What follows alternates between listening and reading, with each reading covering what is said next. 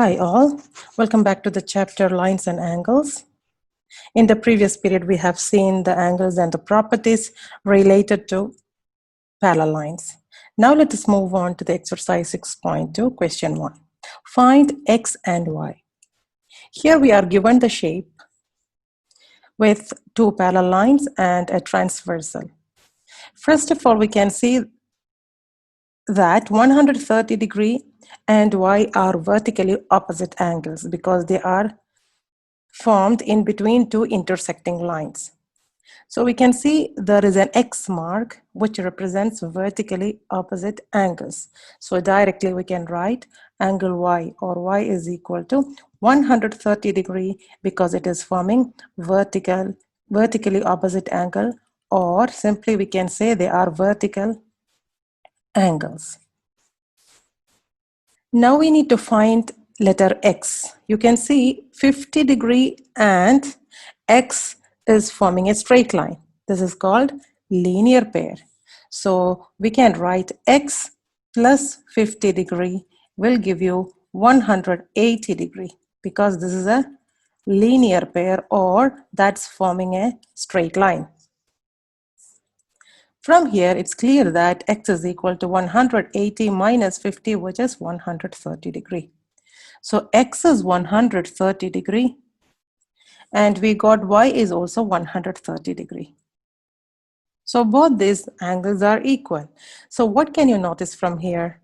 It is forming a Z shape. And both the angles at the turning point of Z are equal.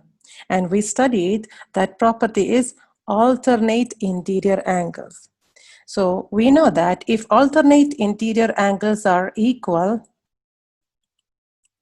then the lines are parallel.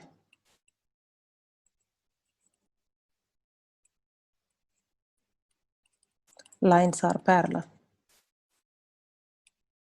So we can say that the line AB, which is this AB, is parallel to the line CD. So AB parallel to CD. This is what we have to show, and we did it. Let's move on to question 2. Here we are given three lines are parallel. AB parallel to CD and CD parallel to EF.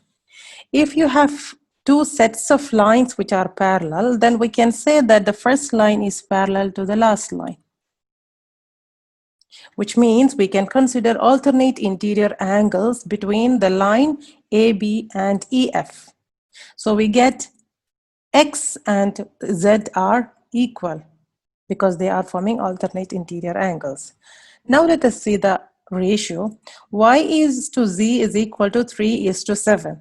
We have seen that if you have ratios, we can rewrite in the form of fraction. And you know, in the fraction, we can multiply the numerator and the denominator by a fixed number. Let us consider it as A, because we already have a letter X here, so we can't use X. You can use any variable. So 3A and 7A. So the first one, Y represents 3A, so we can rewrite this as 3A, and Z represents 7A. So if we write Z is 7A, we can also write X is 7A because X and 7 are alternate interior angles. So first of all, we can write angle X is equal to angle Z because they are alternate interior angles. Because the line AB is parallel to EF. Great. Now we studied, or we can see that Z is 7A, so Z is equal to 7A, so X is also equal to 7A. Now what can you notice from X and Y? Now what can you see between X and Y? We can see that they are between two parallel lines and they are on the same side. And what did we study about this property?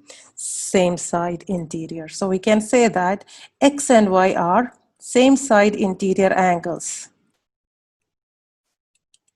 And what do you know about this property? Are they equal? No, they form 180 degree. So we can say 7a plus 3a is equal to 180 degree because same side interior angles are supplementary. Well, so we can add these two numbers. 7a plus 3a is 10a is equal to 180 degree, or a is equal to 180 divided by 10, which is 18 degree. The question is to find x, and you know x is 7a. X is equal to 7a, and we get a is 18. So our answer is x is equal to 126 degree. Great. Let's move on to question 3. AB is parallel to CD. These two lines are parallel. And EF is perpendicular to CD. The angle is 90 degree. We are also given the angle GED is 126. GED is 126. This big angle is 126. First of all, we can see there is a Z shape.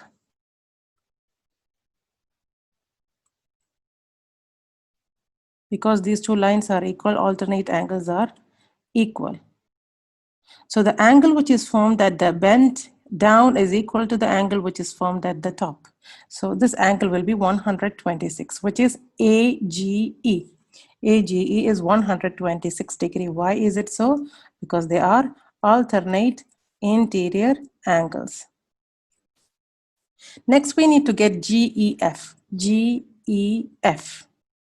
This angle is formed of a 90 degree and GEF.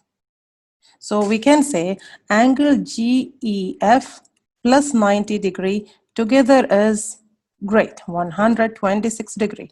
So angle GEF is equal to 126 minus 90, which is 36 degree. Great. Now let us move on to the next part, FGE. At the point G, we can see there is a straight line. So here is the straight line.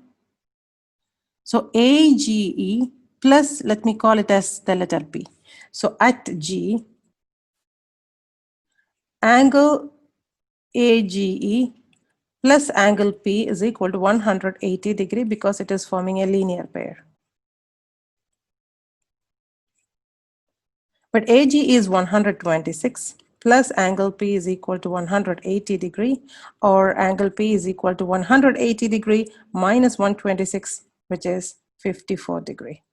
So we get the answer, angle FGE is 54 degree. Let's move on to question 4. PQ is parallel to ST, which means these two are parallel. And PQR is 110 degree. RST is 130 degree. We have to find QRS. This is missing.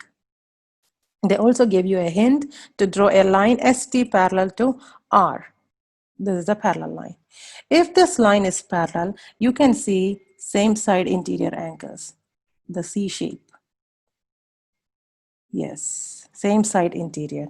And you know same side interior will give you 180 degree. So let me call this as angle A, and this is angle B. So angle A plus 130 degree is equal to 180 degree because it is same side interior. So we can say that angle A is equal to 50 degree because 180 minus 130. So this is 50 degree. Same way, from the left side, we can see that 110 degree plus angle B will give you another 180. So angle B plus 110 is equal to 180 degree, same reason. They are same side interior. So angle B is equal to 180 minus 110, which is 70 degree. So this is 70. Now you can see at the point R, this whole part is forming a straight line. So at R, angle B plus angle QRS plus angle A is equal to 180 degree, because that's forming a line. It is not a linear pair because there are three angles. So we can just say it's forming a line. But you know B is 70 degree, angle QRS is missing, and angle A is 50 degree. Total is 180 degree. So angle QRS is equal to 70 plus 50 is 120, and 180 minus 120 is 60 degree. Excellent. Let's move on to question 5. AB is parallel to CD. These two lines are parallel. It's given to you. APQ is 50 degree and PRD is 127 degree. We need to find angle X and Y. To find X, it is so simple. It is forming a Z shape. Z shape means alternate interior angles. So we can directly write X is equal to 50 degree because it is alternate interior angles. Because AB is parallel to CD. Next, we need to find the letter Y. And you can see another Z shape here. And the angles which are formed at the bends of a Z shapes are equal. You know about that, the turning point. This angle and this angle is equal, which means 50 plus Y is equal to 127 degree, because that is also alternate interior angle. So we can say Y is equal to 127 minus 50, which is 77 degree.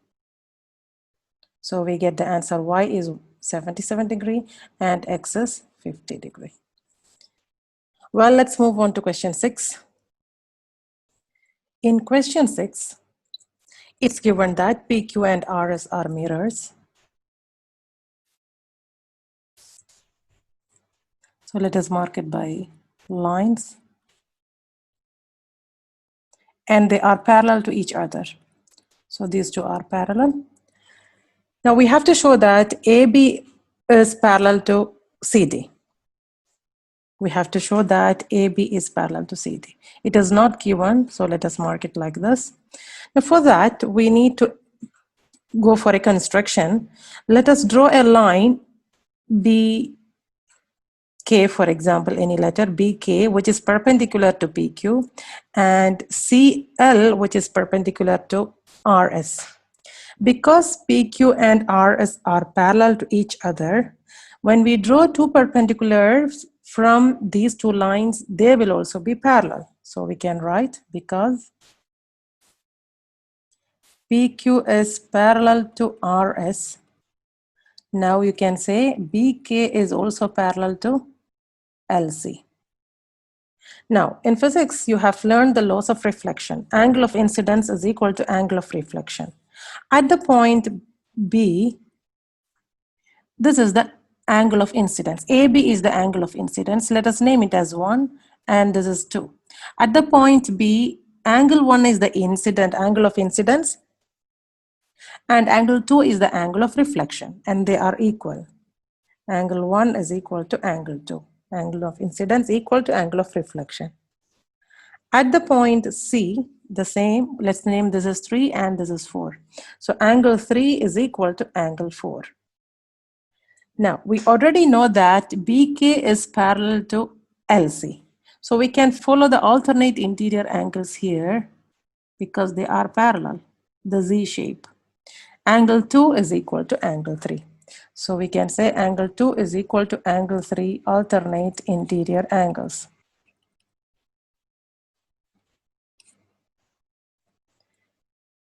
Now, angle 2 is the same as angle 1. So we can say angle 1 plus angle 2 because we can add the same angles on the same side. Angle 3 is the same as angle 4. So we are adding 1 to 2 and angle 4 to angle 3. 1 plus 2 is together the angle here, which is the same as 3 plus 4. We can see again another alternate interior angles, which means angle ABC is equal to angle BCD. So we can say line AB is parallel to line CD because alternate interior angles are equal.